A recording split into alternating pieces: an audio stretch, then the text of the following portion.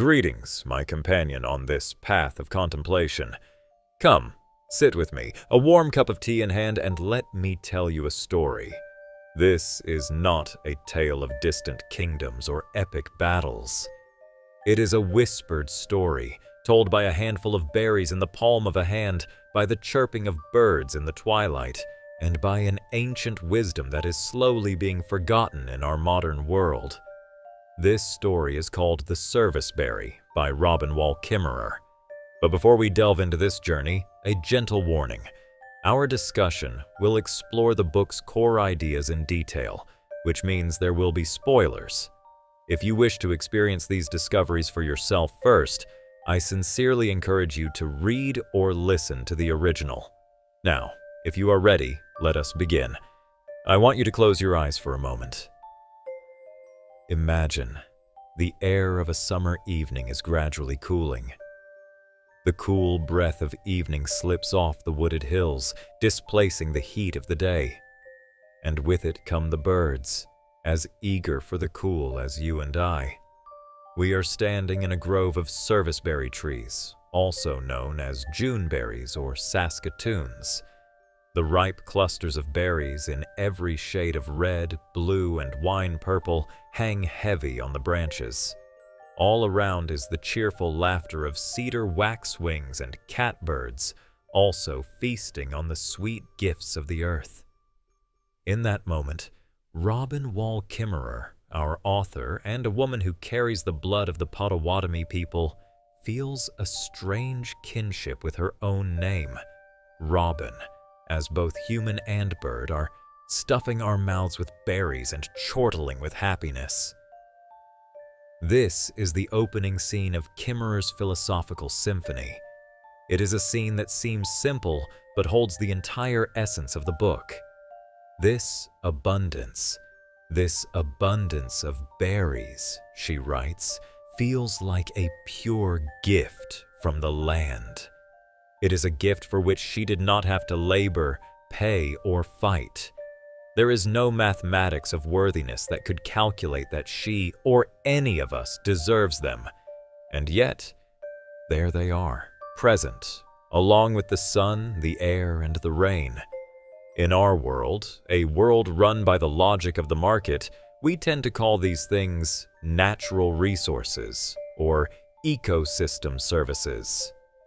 These are cold, detached terms that turn the living world around us into objects to be measured, exploited, and priced. But Kimmerer, along with the birds, knows a different truth.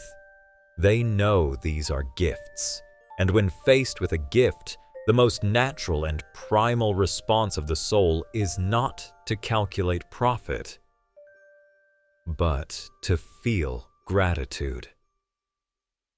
We both sing gratitude with our mouths full, she shares. Her joy comes not only from the sweetness of the berries, but also from their unexpected presence. The native serviceberries in her region have small, dry fruits, but the ones she is picking are a western species planted by her farmer neighbors, Polly and Ed. This is their first year bearing fruit, and they do so with an enthusiasm that matches the picker's joy.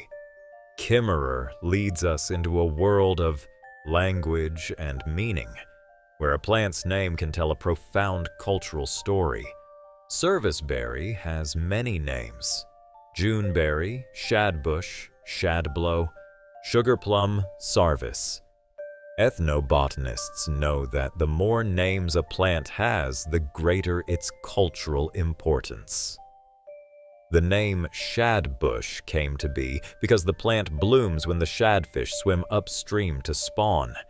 It is a calendar plant, a living sign from nature that helps people synchronize their lives with the rhythm of the land. Indigenous peoples of the Americas, instead of changing the land to suit their convenience, they changed themselves. They moved with the seasons, going to where the food was ready, living a life that flowed with natural abundance. This way of life is in stark contrast to our modern world, a world of produce warehouses and grocery stores, where we can have whatever we want, whenever we want it. We force the food to come to us at considerable financial and ecological costs, instead of humbly receiving what is given, each in its own time. These serviceberries were not coerced. Their carbon footprint is nothing. Perhaps that is why they taste so good. They are ephemeral sips of summer without the aftertaste of harm. Then Kimmerer takes us back to her roots as a member of the Potawatomi Nation. In the Potawatomi language, this plant is called bozakmin, which means the best of the berries. She places one on her tongue and completely agrees with her ancestors on the rightness of that name. Imagine a fruit that tastes like a blueberry crossed with the satisfying heft of an apple, a touch of rosewater, and a minuscule crunch of almond-flavored seeds. It is a wild, complex flavor, a flavor your body instantly recognizes as the real food it's been waiting for. But the most important thing, the philosophical core of the entire book, lies hidden within the word bozakmin. Kimmerer explains that the most crucial part of this word is min, the root word for berry. This root appears in many other Potawatomi words for fruits, but then she reveals a truth that changes everything. It is also the root word for gift.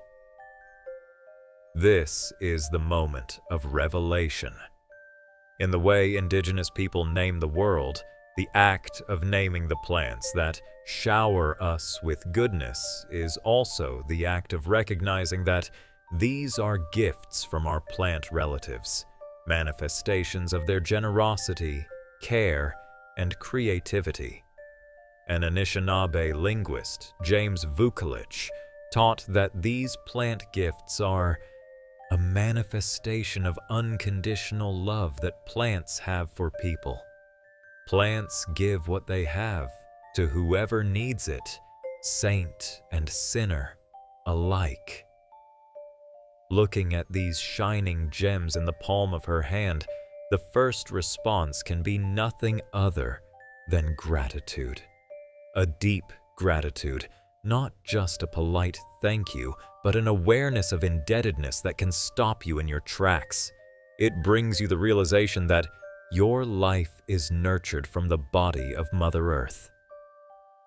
Fingers sticky with berry juice remind us that our existence depends on the existence of other beings.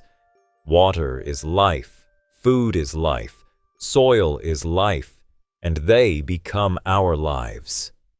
Calling the earth Mother is not an empty metaphor. The food in our mouths is the thread that connects us in a relationship that is both physical and spiritual, where our bodies are fed and our spirits are nourished by a sense of belonging. In the Anishinaabe worldview, everything the land provides is a gift, from fish to firewood, from roots for medicine to the trees that build our homes. When we stop calling them things, resources, or commodities, and start calling them gifts, our entire relationship with the natural world changes. And when you receive a gift, you have a responsibility to share, to respect, to reciprocate, and to be grateful. This is the foundation of a gift economy. This pail of Juneberries, Kimmerer muses, represents hundreds of prior gift exchanges. The maples who gave their leaves to the soil, the countless microorganisms who exchanged nutrients to build the humus, the cedar waxwing who dropped the seed, the sun, the rain, the pollinating flies, and the farmer who gently planted the seedlings. All are part of the gift circle where everyone gets what they need. Many indigenous cultures, including Kimmerer's Anishinaabe relatives and their Haudenosaunee neighbors, inherit what is known as a culture of gratitude. The oldest stories always remind them that failing to show gratitude dishonors the gift and brings serious consequences. If you disrespect the beavers by taking too many, they will leave. If you waste the corn, you will go hungry. Recognizing the gifts you have received creates a sense of abundance, a knowing that you already have what you need. Recognizing enoughness is a radical act in an economy that is always urging us to consume more. Eco-psychologists have shown that the practice of gratitude puts the brakes on hyperconsumption. Climate catastrophe and biodiversity loss are the consequences of unrestrained taking by humans. Could cultivating gratitude be part of the solution? If the first response to receiving a gift is gratitude, the second is reciprocity, to give a gift in return. What could I give these plants in return for their generosity? Kimmerer wonders. It could be a direct act like weeding or offering a song of thanks, or it could be an indirect act like donating to a local land trust, speaking up for land preservation, or creating art that invites others into the web of reciprocity. Gratitude and reciprocity are the currency of a gift economy, and they have an amazing property. They multiply with every exchange. Their energy concentrates as they pass from hand to hand, a truly renewable resource. Kimmerer doesn't define reciprocity as a bilateral exchange, where an obligation is incurred and can be discharged with a reciprocal payment.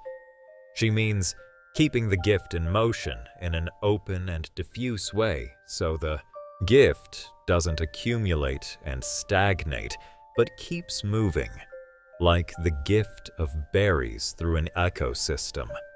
Here, Kimmerer, as a botanist, gives us a profound lesson in ecology.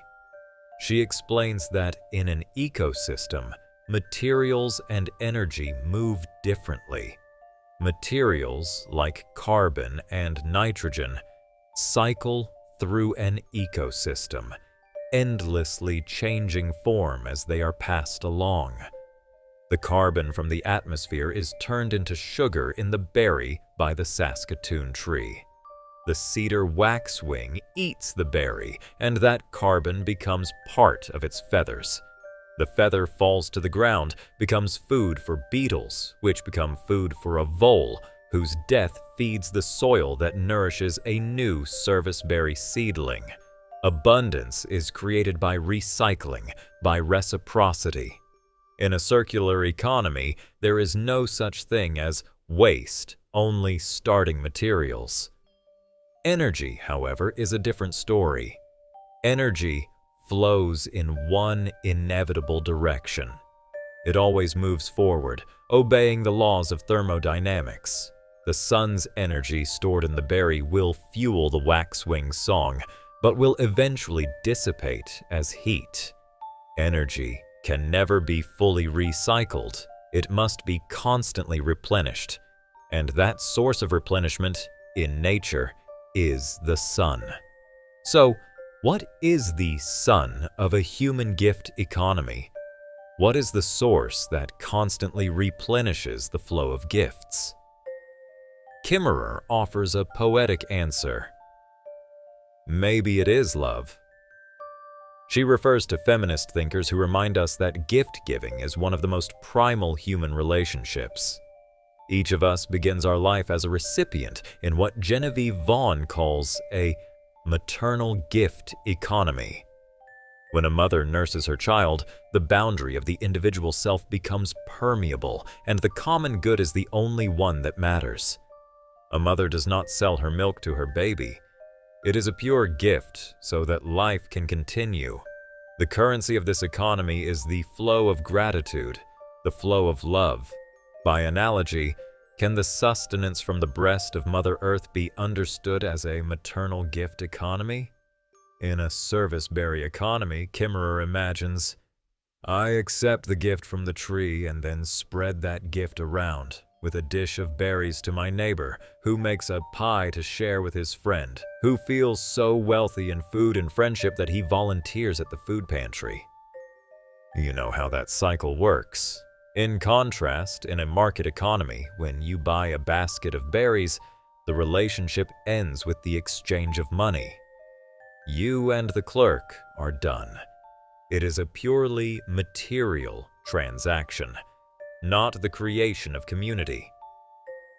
Naming the world as gift makes you feel your membership in the web of reciprocity.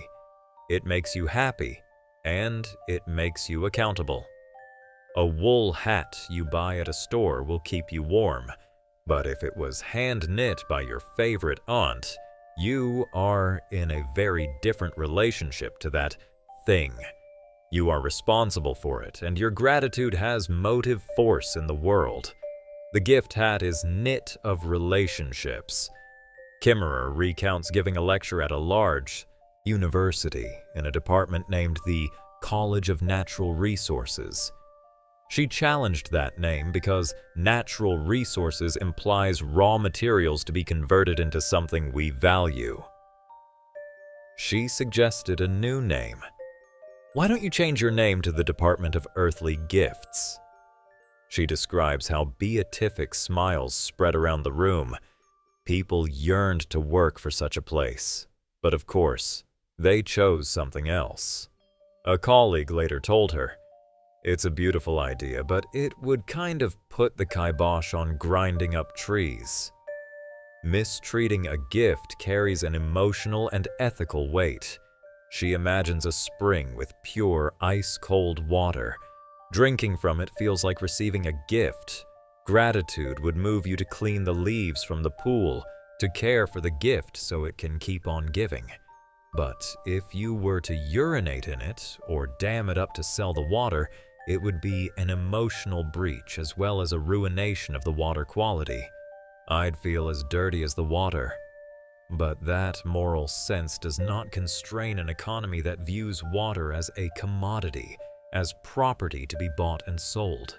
So why have we permitted the dominance of economic systems that commoditize everything, that create scarcity instead of abundance, that promote accumulation instead of sharing? We have surrendered our values to an economic system that actively harms what we love. Metrics like GDP only count monetary value, with no room for the value of clean air or a forest filled with birdsong. An old-growth forest is worth far more as lumber than as the lungs of the earth, she acknowledges with pain. And all of us, in ways large and small, are yoked to that economy. As a botanist, Kimmerer humbly admits her knowledge of economics is about the size of the frilly little cup at the tip of a Juneberry. So she turns to a friend and colleague, Dr. Valerie Louzadis, a professor of ecological economics. Conventional economics defines itself as the study of scarcity. From its very first principle, it instills in us the mindset that everything is scarce. But Valerie defines economics differently, in a way that Kimmerer, and perhaps we, find much more agreeable. How we organize ourselves to sustain life and enhance its quality. Both ecology and economy come from the Greek root oikos, meaning home or household.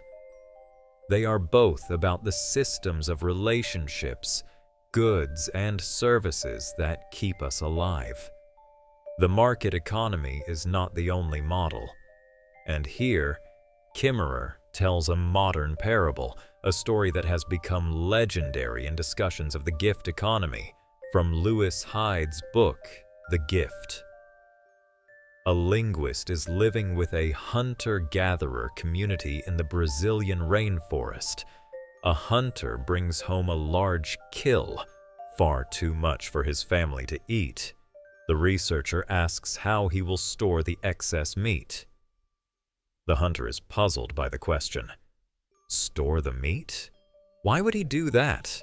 Instead, he invites everyone to a feast, and soon all the neighboring families are gathered around. His fire until not a morsel is left.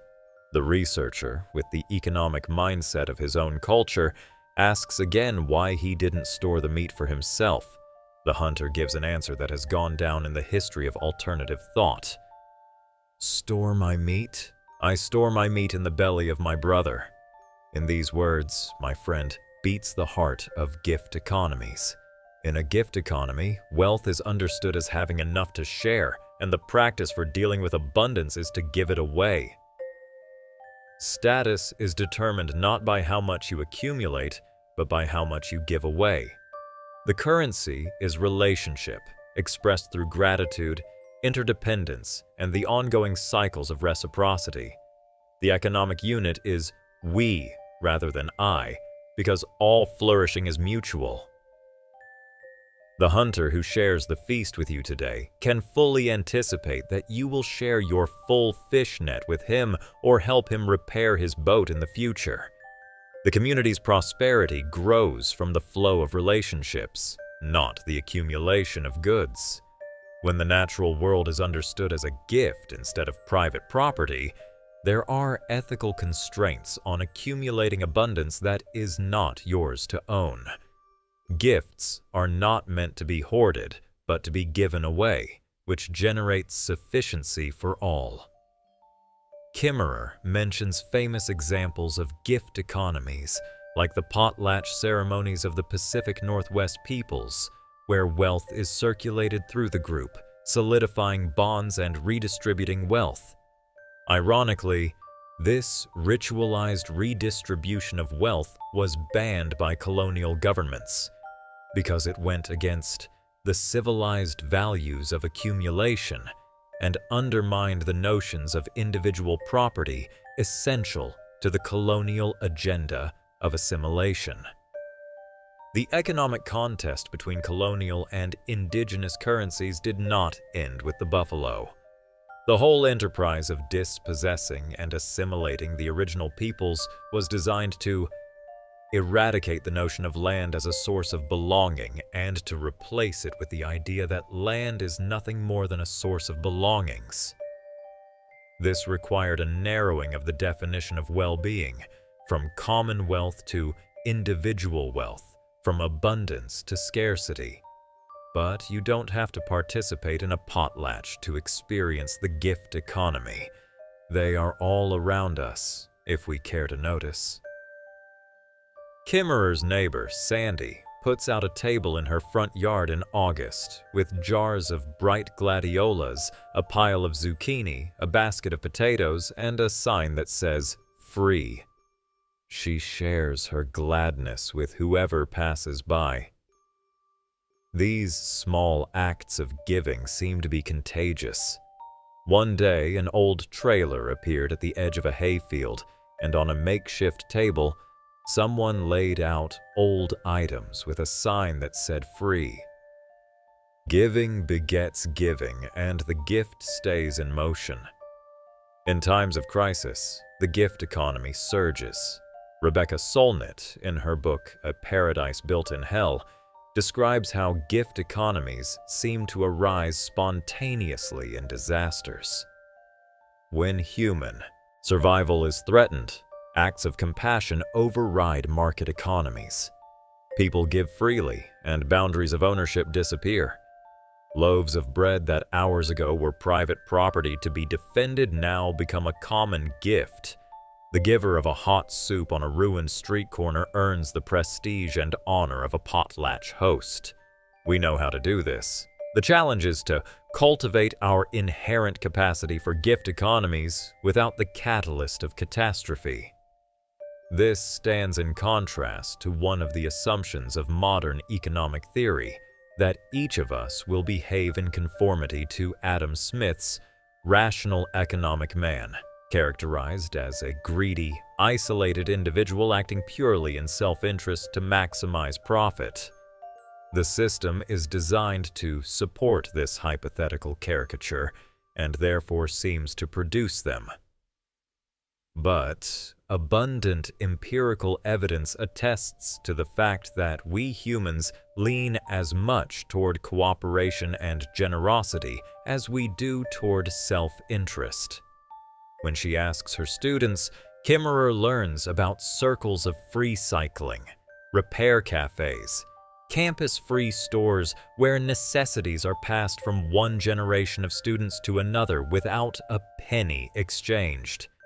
They tell her about the digital world, where open-source software and Wikipedia are manifestations of a gift economy, where knowledge is freely shared. We live in the tension between what is and what is possible. On one hand, we witness the reciprocity of nature's economy. On the other, we see the outcomes of extractive capitalism. In that comparison, it is easy to feel despair. But these grassroots innovations, created to resist the economic systems that are destroying what we love, give us hope. The market economic system, by definition, is regulated by the market forces of supply and demand. It is based on private property and competition in navigating the gap between supply and demand, that is, scarcity. The greater the gap, the greater the scarcity, and therefore the higher the price, and the greater the profit. In this economy, the meat must be private property, accumulated for the well-being of the hunter or exchanged for currency. In contrast, gift economies arise from the abundance of gifts from the earth, which are owned by no one and therefore shared. Security is ensured by nurturing the bonds of reciprocity. You can store meat in your own pantry or in the belly of your brother. Both have the result of keeping hunger at bay, but with very different consequences for the people and for the land that provided that sustenance. Of course, we live in a mixed economy, not a purely free market. Is there room to nurture gift economies within that mix? Kimmerer believes so. She gives the example of the public library. Books at the library belong to everyone, serving the public for free. They are a common resource, meant to be shared and cared for by the people who use them. While they are supported by our taxes, an involuntary donation to the common good, they are still a powerful model of how gift economies can coexist with market economies on a larger scale. Other nations provide even more. Free universal healthcare, education for all, family support. The tax rate in Nordic countries is much higher, but so is their happiness index, which is the highest in the world. However, gift economies have an inherent problem. They cannot function well when there are cheaters who violate the trust. The story of the stolen free farm stand is a case in point. This problem relates to a famous theory, Garrett Hardin's tragedy of the commons. This theory posits that shared resources, for example, a pasture where all farmers are allowed to graze their sheep, will inevitably be destroyed by competing self-interests. Someone will always overgraze, and the common pasture will become useless. Therefore, the story goes, land should be privatized. This powerful idea has been used to justify the commodification of what was once understood as a shared gift. But, Kimmerer asks, what if it's wrong? And it was wrong. The groundbreaking work of economist Elinor Ostrom, who won the Nobel Prize, showed that collective action, trust, and cooperation can lead to the mutual well-being of both land and people without degrading commonly held resources. She studied communities around the world who had successfully managed commons for centuries. Indigenous peoples have known this for a long time.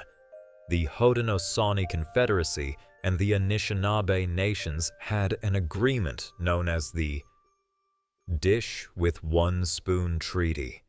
The lands that provide for all nations are regarded as one dish, which Mother Earth has filled with everything we need. It is shared in common. There is only one spoon, not a big one for some and a little one for others. It is an agreement for sharing, with a joint responsibility for care. To ensure the dish remains full, there are unwritten rules known as the honorable harvest. These are ethical guidelines passed down through generations, the result of timeless treaties between humans and other species. If she were to write them down, Kimmerer says, they would look something like this. Know the ways of the ones who take care of you so that you can take care of them. Introduce yourself. Be accountable as the one who comes asking for a life. Ask permission before taking. Abide by the answer. Never take the first one. Never take the last. Take only what you need. Take only that which is given. Never take more than half. Leave some for others. Harvest in a way that minimizes harm. Use it respectfully. Never waste what you have taken. Share. Give thanks for what you have been given. Give a gift in reciprocity for what you have taken. Sustain the ones who sustain you, and the earth will last forever. These principles, dear friend, are not just harvesting rules. They are a philosophy of life. They are a call for us to consume with humility, with the full awareness that we are the recipients of earthly gifts which we have not earned. Kimmerer then returns to the Serviceberry trees themselves and asks them a question of biomimicry. What is their economic system? These 10-foot-tall trees are the producers. Using the free raw materials of light, water, and air, they transform these gifts into leaves, flowers, and fruits. Some energy they keep, but much is shared. The flowers are a feast for insects, and in return, the insects help them pollinate. In the summer, when the boughs are heavy with fruit, do they hoard that energy for themselves? No. They invite the birds to a feast. They are storing their meat in the bellies of their brothers, the birds. This is a system of wealth distribution. Each member has an abundance of something which they offer to others. The abundance of berries goes to the birds, and in return, the birds disperse the seeds far and wide. The gift is multiplied with every giving until it becomes so rich and sweet that it burbles forth as the bird song that wakes us in the morning. If the abundance had been hoarded, if the Juneberries acted solely for their own benefit, the forest would be diminished. This makes Kimmerer think of the person who stole the free farm stand. She names the thief Darren, after the CEO of ExxonMobil. The current economic system is led by individuals, by people with names who are exploiting fossil fuels for short-term gain while the world burns. Their behavior is the same kind of arrogant entitlement as the farm stand thief. They're all thieves, stealing our future while we pass around the zucchini. Kimmerer does not belittle the significance of our sweet gift economies. On the contrary, they are emblems of the abundance that is possible. The Serviceberry trees show us another model, one based on reciprocity rather than accumulation, where wealth and security come from the quality of our relationships, not from the illusion of self-sufficiency. Hoarding won't save us. It won't even save Darren. All flourishing is mutual. Her conversation with the ecological economist Valerie confirms that natural systems can indeed be understood as analogs for economic systems. Ecological economics seeks to build economic systems that meet citizens' needs while aligning with ecological principles. It focuses on creating an economy for a just and sustainable future in which both human and non-human life can flourish. Kimmerer challenges the foundational principle of economics: scarcity. Gift economies arise from an understanding of earthly abundance. Even ecologists are reevaluating the assumption that fierce competition is the primary driver of evolutionary success. When the focus shifts from the individual to the group, cooperation is a better model. You cannot compete in a zero-sum game with creatures upon whom your existence depends. The scarcity that troubles Kimmerer is not real scarcity, like when a drought comes. It is manufactured scarcity that she cannot accept. For capitalist market economies to function, there must be scarcity, and the system is designed to create scarcity where it does not actually exist. Fresh water is a prime example. A free gift of the earth is pirated by faceless corporations, bottled in plastic, and sold back to us. They create demand by polluting public water sources. In Potawatomi culture, there is a monster named Wendigo who suffers from the illness of taking too much and sharing too little. It is a cannibal whose hunger is never sated, eating its way through the world. The contemporary Wendigos are cannibalizing life for the accumulation of money. Perhaps Darren is a fitting name for them. While struggling with these Wendigo shadows, Kimmerer receives a text from her neighbor Polly, inviting her to their farm to pick serviceberries. For free. Polly had planted this orchard with commodity in mind, but instead she invited her neighbors to pick freely. Why? Well, she said, they're so abundant. There's more than enough to share, and people could use a little goodness in their lives right now. In the berry patch, she only hears happy voices, but Polly also says it's not entirely altruism. An investment in community always comes back to you in some way. Maybe people who come for serviceberries will come back to buy pumpkins or sunflowers. The gift builds relationships. That's what we really produce here, relationship with each other and with the farm. Accumulated goodwill creates a cushion of goodwill. Good neighbors are more important than things, and customers who value the farm might just vote for farmland preservation in the next election. That's a fine return on investment from a free bucket of berries. Kimmerer yearns for a system where wealth means having enough to share, where the satisfaction of meeting your family's needs is not poisoned by destroying that possibility for someone else. A society where the currency of exchange is gratitude and kindness. One might argue that gift economies only work well in small, close-knit communities, but Kimmerer believes we could create such webs of interdependence entirely outside the market economy. Charles Eisenstein, in his book Sacred Economics, wrote, "In nature, headlong growth and all-out competition are features of immature ecosystems, followed by complex interdependency, symbiosis, cooperation, and the cycling of resources." The next stage of human economy will parallel what we are beginning to understand about nature. The economy will shrink and our lives will grow. And the story of the free farm stand does not end in tragedy. The following spring, An Eagle Scout volunteered to build a new one and planned to build several more throughout the community.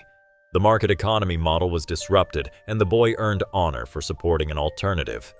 In the urgent times of climate catastrophe, we need a new economy. Kimmerer, as a botanist, again looks to the guidance of the plant world. She uses a powerful metaphor: ecological succession. After a major disturbance, like a fire, the cleared space is colonized by pioneer species. They are opportunists, growing fast, consuming resources, crowding out others, and reproducing like crazy.